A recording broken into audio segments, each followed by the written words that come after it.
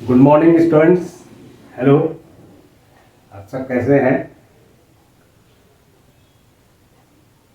आज हम लोग एक नए टॉपिक का डिस्कस कर रहे हैं जो पहले क्लाइमेटोलॉजी में जो टॉपिक डिस्कस किए हैं उनके तापमान, पृथ्वी के वायुमंडल के तापमान को, है ना, उसके तो इसमें कारक, तापमान को प्रभावित करने वाले कारक, पृथ्वी के तापमान को, पृथ्वी के तापमान को प्रभावित करने वाले कारक, करने वाले कारक यानी factors affecting the temperature of atmosphere या टेम्परेचर ऑफ अर्थ, है ना, फैक्टर्स, इसकी चर्चा करेंगे कि कौन कौन से कारक हैं जिससे प्रभावित हो रहा है। तो पृथ्वी पर जो तापमान है, पृथ्वी के तापमान है, वो उसका मुख्य स्रोत है सूर्य।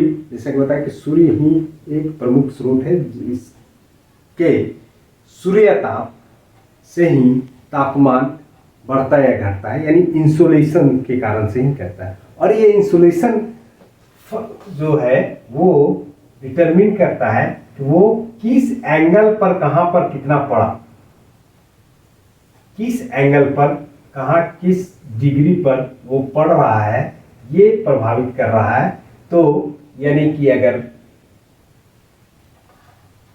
ये लैटिट्यूड यानी डिफरेंट लैटिट्यूड में ये तापमान प्रभावित हो रहा है ना। तो पहला कारक है लैटिट्यूड या अक्षांश।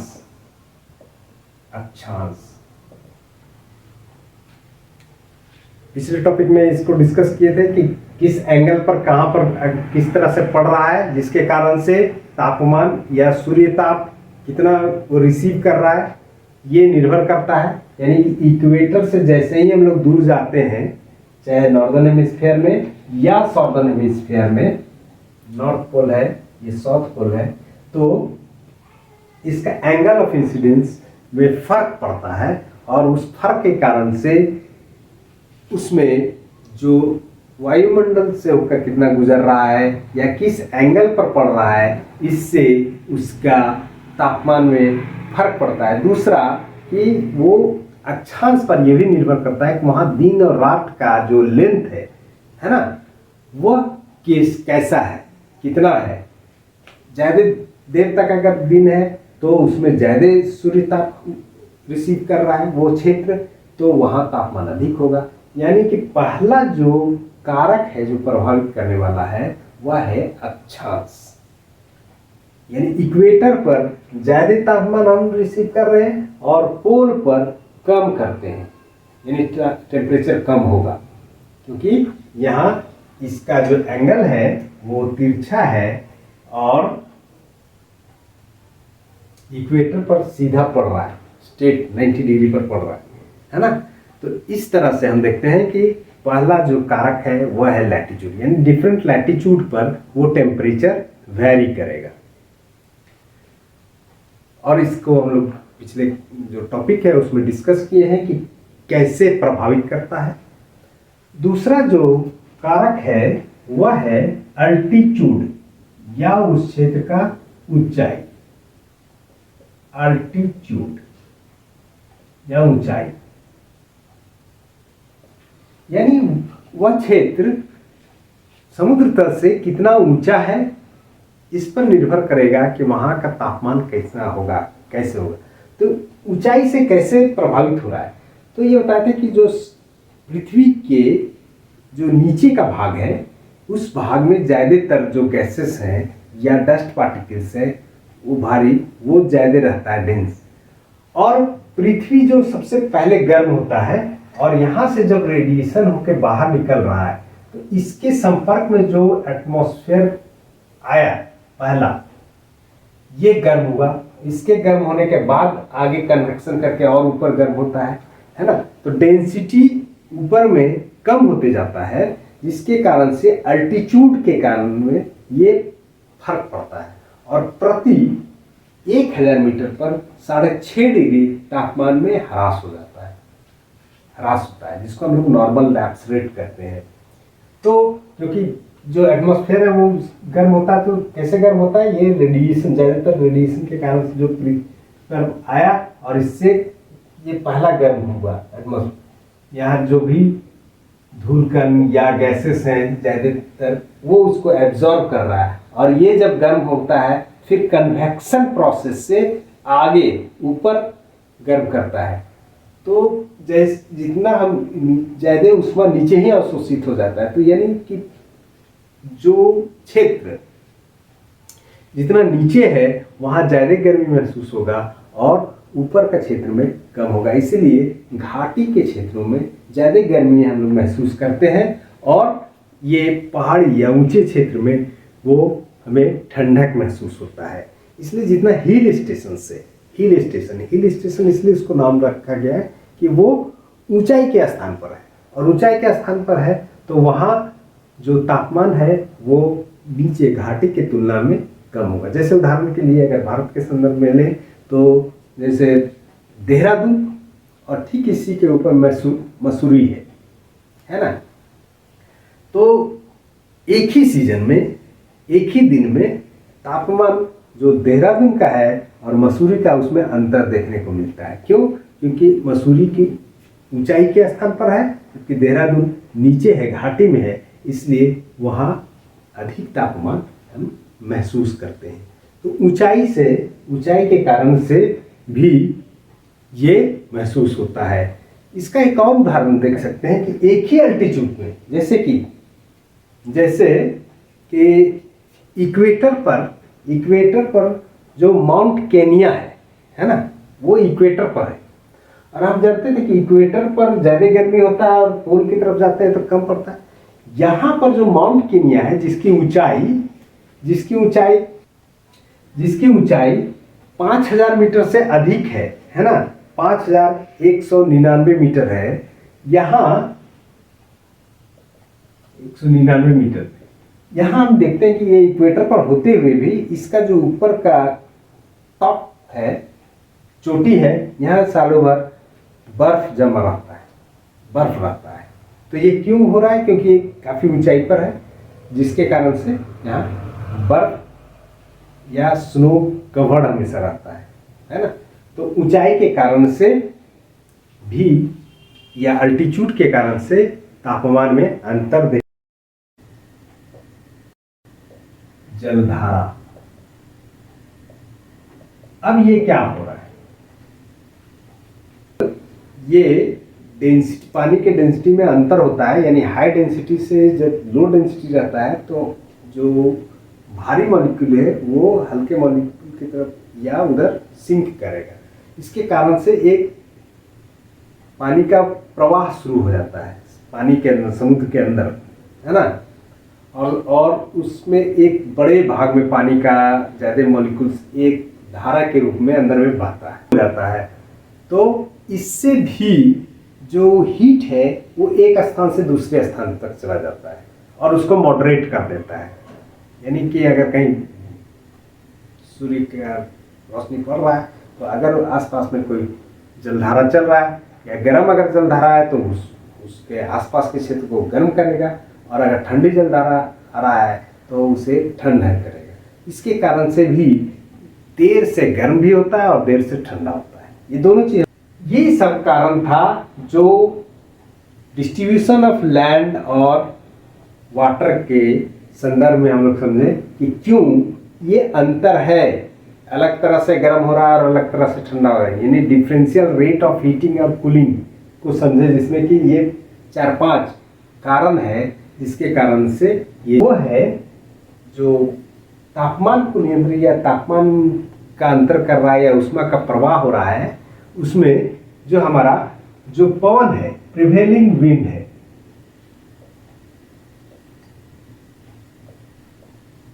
इसके कारण से भी तापमान में फर्क पड़ता है कि एक स्थान से दूसरे स्थान पर वो अगर कोई पोलर रीजन से हवा आ रहा है तो वहाँ उसको ठंडा करेगा, और अगर वो इक्वेटर के तरफ से जा रहा है तो उसे गर्म करेगा, है ना, गर्म गर्म करेगा। तो ये पवन से भी जो तापमान है उस क्षेत्र का वो प्रभावित होता है, अलग अलग, है ना। तो पवन से भी तापमान में फर्क पड़ता है, या तापमान में का जो प्रवाह हो रहा है, उष्मा का प्रवाह हो रहा है, उसमें ये एक कारक है। इसके अलावे क्लाउडीनेस, किसी क्षेत्र में कितना आच्छन्न है ना, मेघ कितना है, कैसा है, मतलब उस क्षेत्र में क्लाउडीनेस है कि नहीं। जैसे कि इक्वेटर रीजन में, इक्वेटोरियल रीजन में, इक्वेटर के आसपास हम जानते हैं कि यहाँ पर सबसे अधिक सूर्य का रोशनी प्राप्त करते हैं, लेकिन यहाँ ये भी है कि यहाँ आफ्टरनून हमेशा बारिश होता है इक्वेटोरियल रीजन में, वहाँ की वो विशेषता है। तो वहाँ मेघों का, वो क्षेत्र में मेघ छाए रहते हैं, जिसके कारण से हम देखते हैं कि जहाँ ड्राई क्लाइमेट है वहाँ का तापमान अधिक हो जाता है। क्यों? क्योंकि वहाँ आसमान साफ है, तो आसमान जब साफ रहेगा तो तापमान बढ़ जाएगा। और अगर ये क्लाउडीनेस से क्लाउड है तो वो नीचे तक, पृथ्वी की सतह तक जो सूर्य की रोशनी है उसे नहीं आने देता है। इसके कारण से ये जो इक्वेटोरियल एरिया में कम गर्मी महसूस होता है और उस क्षेत्र में तापमान अधिक हो जाता है। वह है ये फैक्टर जो है, यह है माउंटेन बैरियर, माउंटेन बैरियर्स। अगर किसी क्षेत्र में पहाड़ या पर्वत का अवरोध है तो भी वहाँ तापमान को प्रभावित करता है। जैसे हिमालय के कारण से जो पोलर रीजन से जो हवा, ठंडी हवा आ रहा है, उसे इंडियन सब कॉन्टिनेंट तक नहीं पहुंचने देता है।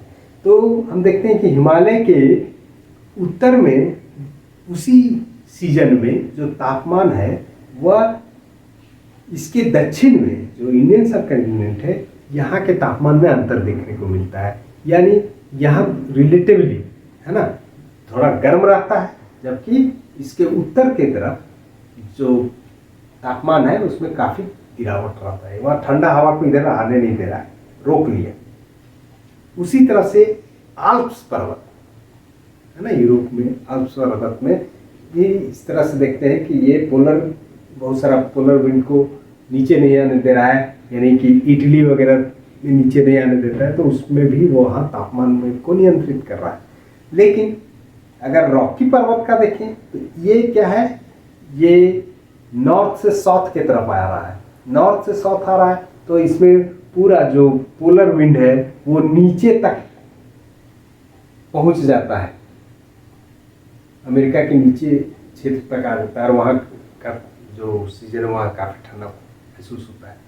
तो इस तरह से हम देखते हैं कि माउंटेन बैरियर से भी ये उस क्षेत्र का तापमान प्रभाव।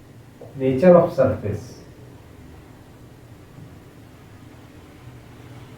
सरफेस का कैसा नेचर है, यानी कि नेचर जो डार्कर होगा वो ज़्यादा हीट को एब्जॉर्ब करेगा, और जो लाइटर होगा वो कम हीट को देगा। यदि कोई क्षेत्र में जहाँ की मिट्टी का रंग ज़्यादा गहरा है, वो क्षेत्र में ज़्यादा हीट वहाँ वो एब्जॉर्ब करेगा वो क्षेत्र, और जहाँ का मृदा का कलर लाइट है वहाँ जो हीट है वो कम एब्जॉर्ब कर पाता है। दूसरा कि जो क्लाउड, कोई क्षेत्र है जहाँ की स्नो कवर्ड है ना, तो हम जानते हैं कि स्नो कवर्ड में क्या होता है कि स्नो सबसे ज़्यादा एल्बिडो को रिफ्लेक्ट करता है, एल्बिडो ज़्यादा होता है, यानी वो ज़्यादा सूर्य के रोशनी को रिफ्लेक्ट कर देता है। तो वो क्षेत्र में कम जो ऊष्मा प्राप्त हो पाता है, तो वहाँ का एटमॉस्फेयर कम गर्म होगा, यानी ज़्यादा गर्म नहीं हो पाता है, ठंडा रह पाता है। तो नेचर ऑफ सरफेस भी इसको रिलीफ फीचर्स, ये हम देखते हैं कि जैसे पर्वत है, पठार है, या किस तरह का है उस क्षेत्र में रिलीफ, उसके आधार पर भी वो तापमान का प्रभाव पड़ता है।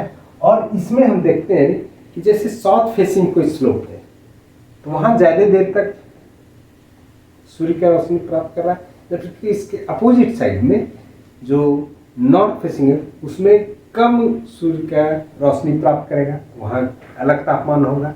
साउथ फेसिंग का अलग तापमान होगा। जो ऊपर नीचे ऊंचाई नीचाई है तो वहाँ का तापमान अंतर पड़ता है, जैसा कि हम लोग अल्टीट्यूड में समझ चुके हैं। कन्वेक्शन एंड टर्बुलेंस, यानी हवा में जो टर्बुलेंस हो रहा है, यानी कैसा ऊपर नीचे कितना हो रहा है, मिक्सिंग कितना हो रहा है, इस पर भी वो नियंत्रित करता है तापमान को। अगर ज़्यादा हो रहा है तो नीचे का तापमान ऊपर तक ज़्यादा जा रहा है, ऊपर से नीचे आ रहा है, ये टर्बुलेंस भी प्रभावित करता है उस क्षेत्र के तापमान को। तो इस तरह से हम देखते हैं कि वायुमंडल का जो तापमान है वह अलग अलग कारकों द्वारा प्रभावित हो रहा है, और ये अलग अलग टॉपिक को डिस्कस करेंगे। तो आज के लिए इतना ही। Thank you.